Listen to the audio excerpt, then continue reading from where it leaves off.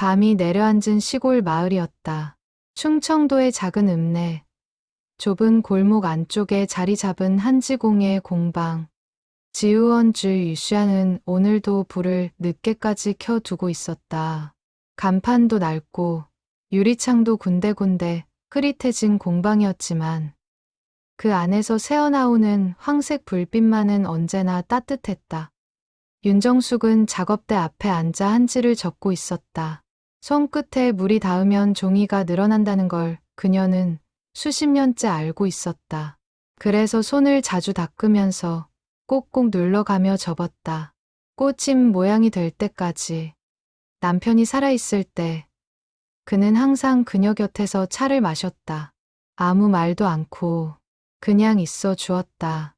그게 벌써 3년 전 일이었다. 탁상 시계가 11시를 향해 분침을 옮기는 순간이었다.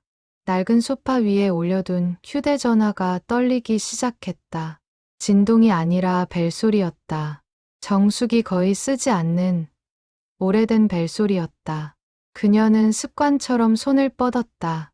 화면에 뜬 이름을 본 순간 손가락이 굳었다. 이현우. 남편의 이름이었다. 가슴이 쿵 내려앉는 느낌. 심장이 무언가를 거부하듯 한 박자를 건너뛰었다. 정숙은 눈을 비볐다. 다시 봤다. 여전히 같은 이름이었다. 세 글자. 분명히 남편의 이름이었다. 3년 전 심근경색으로 세상을 떠난 이현우. 그의 번호는 아직도 정숙의 전화기에 등록된 채였다. 지우지 못해서가 아니었다. 지우고 싶지 않아서였다. 그게 그와 연결된 마지막 끈처럼 느껴졌으니까. 전화는 계속 울렸다. 정숙의 손이 천천히, 아주 천천히 화면 위로 내려갔다. 받아야 할까? 받으면 무엇이 들릴까? 잘못 걸린 전화일 것이다. 라고 이성은 말했다. 누군가 번호를 새로 쓰는 거겠지. 혹은 통신사 오류거나. 하지만 손은 이미 초록 버튼 위에 닿아 있었다. 그리고 귀에 댔다. 처음엔 아무 소리도 들리지 않았다. 길고 깊은 정적. 바람 같기도 하고 숨소리 같기도 한 어딘가 먼 곳에서 오는 공기 흐름만 들렸다. 그러다 소리가 왔다. 목소리였다. 낮고 조심스러운, 그러나 분명히 들리는 목소리였다. 정수가, 내일 지안이 조심해야 해. 그것이 전부였다. 뚝 전화가 끊겼다. 정숙은 전화기를 내려다보았다. 통화 시간 00분 08초. 발신 번호 이현우. 무릎이 떨렸다. 공방 전체가 조용했다. 벽에 걸린 시계가 딱 하고 11시 정각을 알렸다. 정숙은 전화기를 작업대 위에 내려놓고 양손으로 얼굴을 감쌌다. 울음이 나오지 않았다. 소리도, 눈물도. 다만 온몸이 떨렸다. 그건 공포가 아니었다. 그건 그리움이었다. 다음 날 아침이었다. 딸 이지안에게서 연락이 왔다. 운전 중 졸음이 쏟아져 갓길에 차를 세웠는데 10분 후 그 도로에서 대형 추돌 사고가 났다는 내용이었다. 지안은 아무 일도 없었지만 그 자리에 있었다면 분명히 휘말렸을 것이라고 했다. 목소리가 떨렸다.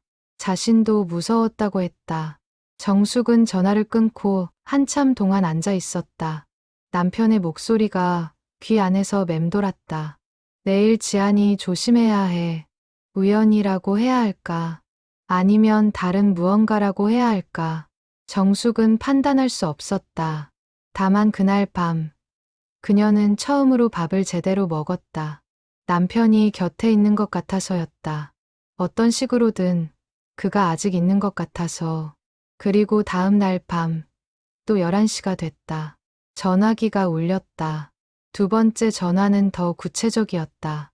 정수가, 내일 도연이 현장에서 위쪽 조심하라고 해. 정숙은 이번엔 망설이지 않았다. 전화를 받자마자 귀를 바짝 댔다. 목소리는 여전히 낮고 조심스러웠다. 말투는 분명히 남편이었다. 급하게 말하는 법이 없고 항상 한 박자 느리게 말을 골라서 했던 그 사람. 전화는 또 10초를 넘기지 않았다. 정숙은 전화를 끊고 즉시 아들 박도연에게 전화를 걸었다. 도연은 소방관이었다. 화재 진압 중에는 전화를 받을 수 없을 때가 많았지만 다행히 이날은 바로 연결됐다. 엄마, 왜요? 이 시간에? 도연아. 내일 현장에서 위에서 뭔가 떨어질 수 있으니까 각별히 조심해라. 헬멧 꼭 쓰고 진입 전에 꼭 위를 확인해. 아들은 잠깐 침묵했다. 엄마, 무슨 소리예요? 저 소방관인데요. 기본 아니에요? 알아. 그냥 엄마 마음이 그래서. 도연은 웃으며 알겠다고 했다. 다음 날 오후, 도연에게서 문자가 왔다. 짧고 단호한 문장이었다. 엄마, 진압 중에 천장 일부가 내려앉았어요. 저는 괜찮아요. 그런데 조금만 더 안쪽에 있었으면 큰일 날 뻔했대요. 엄마 말 듣고 위를 습관적으로 확인했거든요. 정숙은 문자를 보며 한동안 화면을 꺼지지 않게 잡고 있었다. 아무 말도 할 수 없었다. 남편은 살아있을 때도 그랬다. 말수가 적었지만 정확했다. 위험한 것을 보면 조용히, 그러나 분명하게 알려주었다. 그게 기상관측연구원으로 수십 년을 살아온 사람의 방식이었다. 데이터를 분석하고 예측하고 경보를 내리는 일. 그 습관이 저 세상에서도 이어지는 것인지. 정숙은 생각했다. 이건 우연이 아니야. 세 번째 전화는 나흘 뒤였다. 11시 정각. 어김없이 울렸다. 이번엔 좀 달랐다. 목소리가 조금 흐릿했다. 먼 곳에서 오는 것처럼 약간의 잡음이 섞였다. 그러나 내용은 선명했다. 술래씨 화원에서 가스 냄새가 날 거야. 아침에 꼭 확인시켜줘. 정숙은 바로 이웃집 최술래에게 문자를 보냈다. 이른 아침에 화원 가스 밸브를 꼭 확인해 달라고. 이유는 쓰지 않았다. 이유를 쓰면 너무 이상한 사람이 될 것 같아서. 다음 날 아침 7시 술래에게서 전화가 왔다. 정수가, 이거 어떻게 알았어? 화원 창고 쪽에 가스관이 느슨해졌어. 사장님이 기겁하더라. 조금만 더 있었으면 큰 사고 났을 거라고. 정숙은 말을 잇지 못했다. 아, 그냥 느낌이 왔어. 술래는 잠시 침묵했다가 너 요즘 이상하다. 좋은 방향으로 라고 말했다. 전화를 끊고 나서 정숙은 공방 한쪽 구석에 쭈그리고 앉았다. 현우가 보내는 경고는 멈추지 않았다. 아무도 다치지 않도록, 아무것도 잘못되지 않도록. 그는 저 너머에서도 가족을 지키고 있었다. 그게 그 사람 방식이었다. 살아서도 죽어서도. 정숙은 무릎 위에 얹은 두 손을 내려다봤다. 이 손이 당신 손을 마지막으로 잡았던 날이 생각나요. 당신 손은 차가웠어요. 하지만 나는 그래도 놓지 않았어요. 눈물이 뺨을 타고 천천히 흘러내렸다. 열흘이 지났다. 이지안이 주말에 내려왔다. 아이들을 시댁에 맡기고 혼자 왔다. 어머니의 안부가 걱정됐다기보다는 어머니에게서 뭔가 이상한 낌새가 느껴진다는 게 이유였다. 공방에 들어서자마자 그녀는 어머니의 얼굴을 살펴봤다. 윤정숙은 전보다 훨씬 안정돼 보였다. 눈빛이 살아있었다. 손은 여전히 한지를 접고 있었지만 그 손에서 예전의 강박적인 긴장감이 사라져 있었다. 엄마, 요즘 어때요? 잘 있지. 밥도 먹고 잠도 자고. 그게 다예요? 정숙이 지안을 한 번 봤다가 다시 한지로 눈을 내렸다. 그게 다지 뭐. 지안은 앉지 않고 서 있었다. 공방 안을 천천히 돌아보다가 소파 위 전화기에 시선이 멈췄다. 엄마, 제가 도로에서 거의 사고 날 뻔한 날 있잖아요. 그 전날 밤에 엄마가 전화해서 운전 조심하라고 했잖아요. 그랬지. 오빠도 그랬대요. 현장에서 위 조심하라고 엄마가 미리 말했다고. 정숙은 대답하지 않았다. 엄마, 어떻게 알았어요? 정숙이 손을 멈췄다. 한지 꽃 한 장이 완성된 채 작업대 위에 놓였다. 그녀는 딸을 봤다. 무엇을 말해야 할지 몰랐다. 말해도 믿지 않을 것이 뻔했다. 딸은 현실적인 사람이었다. 보이는 것만 믿고 수치로 설명되는 것만 받아들이는 사람. 그냥 느낌이 왔어. 느낌이요? 어미가 자식 걱정하는 게 이상해. 지안이 한 발 더 다가섰다. 엄마, 혹시 아빠 번호 아직도 갖고 있어요? 그래. 그 번호로 전화가 오고 있는 거 아니에요? 정숙의 얼굴이 굳었다. 지아는 소파로 걸어가 전화기를 집어들었다. 최근 수신 목록을 열었다. 매일 밤 11시 동일한 번호가 15번 이상 반복되고 있었다. 이현우. 지아는 그 번호를 손가락으로 짚으며 어머니를 봤다. 엄마, 이게 뭐예요? 정숙은 대답 대신 딸의 눈을 천천히 들여다봤다. 이지안. 아빠가 전화를 해. 짧고 담담한 말이었다. 지안의 얼굴에 여러 가지 감정이 동시에 지나갔다. 공포, 안타까움, 혼란, 그리고 이해하려는 노력. 엄마, 그건 누군가 아빠 번호를 도용해서 장난치는 거예요. 번호 이동이 됐거나 사기 전화거나 목소리가 아빠야. 엄마, 틀리지 않았어. 매번 경고가 맞아떨어졌잖아. 너 도로에서, 오빠 현장에서, 술래 언니 화원에서. 지아는 전화기를 내려놓고 손으로 이마를 짚었다. 엄마, 그건 우연이에요. 3번이 다 우연이야. 나는 판단 안 한다. 그냥 들을 거야. 아빠가 전화하면 들을 거야. 지아는 어머니 곁에 앉았다. 더 이상 설득하지 않았다. 다만 전화기를 다시 집어 소파 위에 올려두며 나지막이 물었다. 다음엔 또 뭐라고 할 것 같아요? 정숙은 희미하게 웃었다. 그건 아빠한테 물어봐야지. 보름이 지났다. 경고의 내용이 달라졌다. 처음엔 사고였다. 도로, 화재, 가스. 그런데 16번째 전화는 달랐다. 정수가, 지안이 마음이 많이 힘들어. 그뿐이었다. 정숙은 전화기를 든 채로 한동안 그 말을 곱씹었다. 사고도 아니고 위험도 아니었다. 딸의 마음이 힘들다. 그게 경고라면 어떻게 대응해야 하는 것인지. 다음 날 그녀는 지안에게 전화를 걸었다. 요즘 어때? 바빠요. 아이들 학원에 회사 일까지. 힘들지 않아? 잠깐 침묵이 있었다. 엄마, 왜요? 그냥, 사실은요, 엄마. 지안의 목소리가 조금 낮아졌다. 남편이랑 요즘 많이 싸워요. 별것도 아닌 것 같은데 자꾸 부딪히고, 나도 모르게 자꾸 화가 나고. 정숙은 말을 아꼈다. 그냥 듣고 있었다. 아빠 돌아가시고 나서 뭔가 제가 많이 예민해진 것 같아요. 아빠가 갑자기 가셨잖아요. 그게 아직도 저한테 남아있는 것 같고. 이지안. 네. 아빠는 내가 잘 지내길 바라는 것 알지? 지안이 전화기 너머에서 흠칫하는 기척이 들렸다. 엄마 왜 그런 말 해요? 그냥 엄마가 아는 거야. 아빠 어떤 사람인지 나는 알거든. 또 침묵이 흘렀다. 이번엔 조금 더 길었다. 그 침묵 속에서 지아는 무언가 허물어지는 소리를 낸 것 같았다. 전화기 너머로 조용히 울음 같은 숨소리가 들렸다. 엄마, 나 아빠 보고 싶어요. 나도야.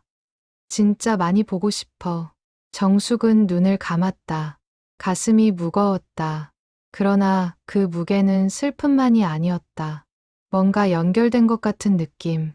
남편이 사고가 아니라 딸의 마음을 걱정하고 있었다는 것. 그게 전화로 전해졌다는 것. 정숙은 그것이 단순한 경고가 아니라 사랑이라는 걸 알았다. 17번째 전화는 아들에 대한 것이었다. 도연이가 최근에 많이 지쳐 있어. 혼자 다 짊어지려고 하는데 그러지 말라고 해. 정숙은 아들에게 전화했다. 도연은 처음엔 아무렇지 않다고 했다. 그러나 통화가 10분을 넘어가자 결국 털어놨다. 후배 대원이 크게 다쳤고 자신이 조금만 더 빨리 판단했다면 막을 수 있었을 것이라는 자책감을 서 달째 혼자 사귀고 있었다는 것을 정숙은 아들에게 말했다. 도연아, 아빠도 직업병이 있었어. 자기가 더 정확하게 예보했으면 피해를 줄일 수 있었을 텐데 하고 스스로를 갉아먹던 날들이 있었어. 근데 아빠가 뭐라고 했는 줄 알아? 뭐요? 사람이 할 수 있는 최선을 다하면 나머지는 자연한테 맡기는 거라고. 자책은 성장의 연료지. 평생의 짐이 되면 안 된다고. 도연은 한동안 조용했다. 엄마, 아빠 생각나요. 나도. 남편의 경고는 사고 예방이 아니었다. 아니, 그것도 맞지만 그게 전부가 아니었다. 가족의 마음을 살피고 무너지기 전에 안아주고 싶었던 것이다. 그게 이현우라는 사람이었다. 살아서도 죽어서도. 한 달이 넘었다. 이지아는 다시 공방을 찾아왔다. 이번엔 남편 강민준도 함께였다. 어머니를 보러 온다기보다는 사실을 확인하러 온 얼굴이었다. 강민준은 IT 분야에서 일하는 사람이었다. 번호 도용이나 보이스피싱, 그런 종류의 가능성을 따져보러 온 것이 분명했다. 정숙은 그들을 공방 안으로 들였다. 강민준은 공손했다. 어머니를 무시하거나 몰아붙이지 않았다. 다만 차분하게 물었다. 어머니, 실례지만 제가 그 번호로 전화를 걸어봐도 될까요? 그래. 강민준은 번호를 눌렀다. 스피커로 틀었다. 긴 신호음 끝에 기계 음성이 나왔다. 결번이었다. 해지된 번호라는 안내였다. 어머니, 결번입니다. 지금은 아무도 사용하지 않는 번호예요. 정숙은 고개를 끄덕였다. 알아.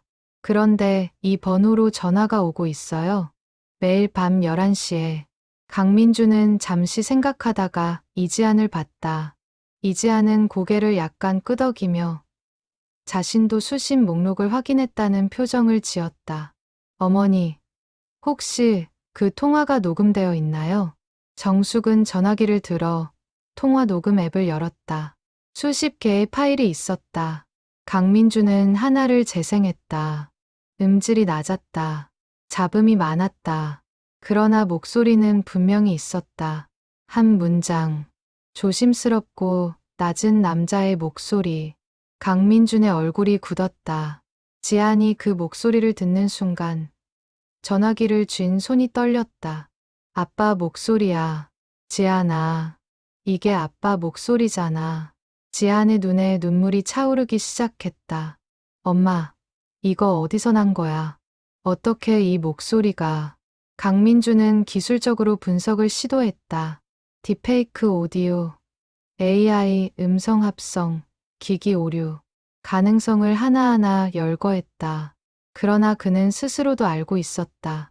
결번 번호에서 매일 밤 정각에 걸려오는 전화를 기술적으로 설명하기 어렵다는 걸. 그날 밤, 세 사람은 공방에 모여 앉았다.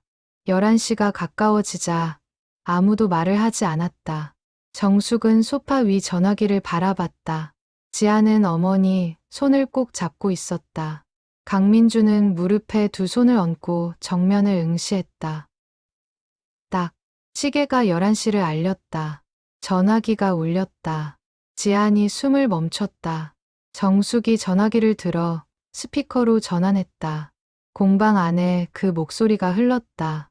정숙아, 오늘은 다들 모였구나. 공방 안이 완전히 정지됐다. 강민준이 몸을 앞으로 기울였다. 이지아는 어머니 손을 더 꽉 쥐었다. 윤정숙은 눈을 감았다. 그 목소리가 다시 들렸다. 지아나, 엄마한테 너무 걱정 끼치지 마. 엄마는 잘 있어. 이지안의 눈에서 눈물이 쏟아졌다. 민준 씨, 잘 부탁해요. 지안이 잘 챙겨줘요. 강민주는 입술을 깨물었다. 눈이 빨개졌다. 정수가, 나는 괜찮아. 이제 너도 괜찮아도 돼. 전화가 끊겼다. 공방 안에 세 사람이 있었다. 아무도 말을 하지 않았다. 말이 필요 없었다. 강민주는 두 손으로 얼굴을 가렸다. 이지아는 어머니의 어깨에 머리를 기댔다. 정숙은 천장을 올려다보며 눈물을 참았다. 참다가 결국 흘렸다. 그날 밤, 세 사람은 공방에서 잠이 들었다. 이불도 제대로 없이 담요 하나를 나눠 덮고 처음으로 남편이 없는 공간에서 남편이 있는 것 같은 밤을 보냈다. 다음 날 아침, 강민주는 조용히 일어나 차를 끓였다.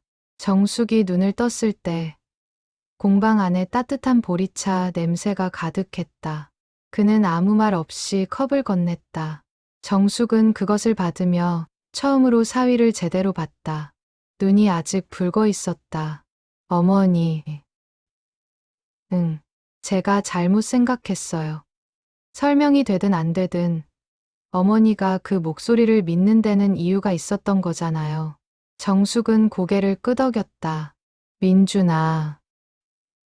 예, 현우 씨가 살아있을 때 사위한테 꼭 하고 싶었던 말이 있었을 거야. 뭔데요? 지안이가 늘 강한 척 하는데 그 애가 제일 많이 울거든. 혼자. 강민주는 잠시 눈을 감았다가 다시 떴다. 알겠어요. 박도연이 내려왔다. 지안에게서 연락을 받고 이틀 뒤 휴가를 냈다. 그는 공방 문을 열며 들어서자마자 어머니를 봤다. 정숙은 작업대에서 일어났다. 모자는 한동안 마주 서 있었다. 말이 없었다. 도연이 먼저 팔을 벌렸다. 정숙이 걸어가 안겼다. 소방관의 팔은 넓고 단단했다. 이현우의 팔처럼. 그러나 따뜻함도 있었다. 어머니는 아들의 품에서 처음으로 소리를 냈다. 울음이 아니었다. 한숨 같은 것이었다. 오랫동안 쌓아둔 것을 내려놓는 소리. 엄마, 나 지안이한테 다 들었어. 응. 아빠 전화 내가 직접 듣고 싶어. 그래. 오늘 밤 있으면 돼. 도연은 공방 안을 둘러봤다. 아버지가 늘 앉아 차를 마시던 소파, 낡은 탁상시계, 벽에 걸린 한지 작품들. 아버지는 정숙이 만든 한지 작품을 진심으로 좋아했었다. 어떤 작품을 볼 때는 오래도록 앉아 바라봤다.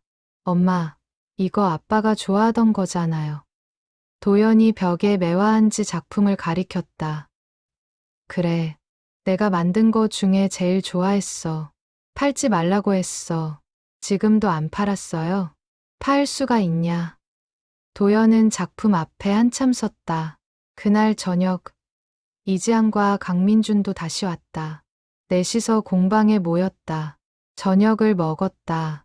술래가 들고 온 나물 반찬과 도연이 사온 생선구이, 정숙이 끓인 된장찌개, 오랜만에 상이 가득 찼다. 밥을 먹으면서 아무도 전화 이야기를 꺼내지 않았다. 그냥 밥을 먹었다. 밥이 맛있었다. 따뜻했다. 11시가 됐다. 전화기가 울렸다. 넷이서 듣는 아버지의 목소리. 다들 모였네. 밥은 먹었고 도연이 손등으로 눈을 닦았다. 도연아, 내가 엄마 곁에 있어줘서 고마워. 지안아, 남편이랑 손잡고 자거라. 매일. 민준 씨, 우리 지안이 좋은 사람이야. 정수가, 나 잘 있어. 전화가 끊겼다. 공방 안에서 아무도 입을 열지 못했다. 도연이 가장 먼저 울었다. 소리도 없이. 어깨가 흔들렸다. 지안이 오빠 등에 손을 얹었다. 강민준이 지안의 손을 잡았다. 정숙은 넷을 둘러보았다. 이 집에서 이렇게 함께 운 게 언제였던가. 그리고 그 전화가 바뀌었다. 25번째 전화. 목소리가 전보다 훨씬 희미했다. 잡음이 많아졌다. 마치 먼 데서 오는 라디오 신호처럼 잡혔다 끊겼다를 반복했다. 그러나 내용은 들렸다. 정수가 이제 곧 전화를 못할 것 같아. 정숙은 숨이 멎는 것 같았다. 걱정하지 마. 나는 괜찮아. 다만 한 가지만. 잡음이 심해졌다. 정숙은 전화기를 귀에 바짝 댔다. 내 공방, 내 손으로 계속 지켜. 그리고 또 그날 밤 정숙은 잠을 자지 않았다. 공방에 앉아 한지를 접었다. 꽃잎, 나비, 학, 손이 기억하는 대로 움직였다. 새벽 2시까지 접었다. 작업대 위가 가득 찼다. 아침이 되자 술래가 들어왔다. 어머, 이게 다 뭐야? 밤새 접었어. 왜? 정숙은 천천히 일어섰다. 현우 씨가 계속 지키라고 했거든. 이 공방을. 술래는 잠시 말이 없었다가 작업대 위에 가득 찬 한지 작품들을 천천히 바라봤다. 정수가, 응, 이 사람, 진짜 대단한 사람이야. 정숙이 쓴웃음을 지었다. 그러게. 26번째 전화는 오지 않았다. 27번째도, 28번째도. 사흘이 지나고 나흘이 지났다. 11시가 돼도 전화기는 울리지 않았다. 정숙은 소파에 앉아 전화기를 바라봤다. 화면은 켜지지 않았다. 그가 말했던 대로였다. 이제 곧 전화를 못할 것 같다고. 정숙은 전화기를 손에 올려놓고 가슴 앞에 모았다. 고마워요. 현우 씨. 덕분에 아이들이 울었어요. 덕분에 내가 다시 밥을 먹었어요. 덕분에 우리가 다시 모였어요. 눈물이 흘렀다. 이번엔 슬픔이 아니었다. 감사였다. 석 달이 지났다. 봄이 왔다. 지우원 공방 창문 너머로 개나리가 피기 시작했다. 정숙은 창문을 열었다. 봄바람이 들어오며 한지 작품 하나를 살짝 흔들었다. 매화 작품이었다. 남편이 가장 좋아하던 것. 공방 안은 달라져 있었다. 벽에 작품이 새로 걸렸다. 가득 찼다.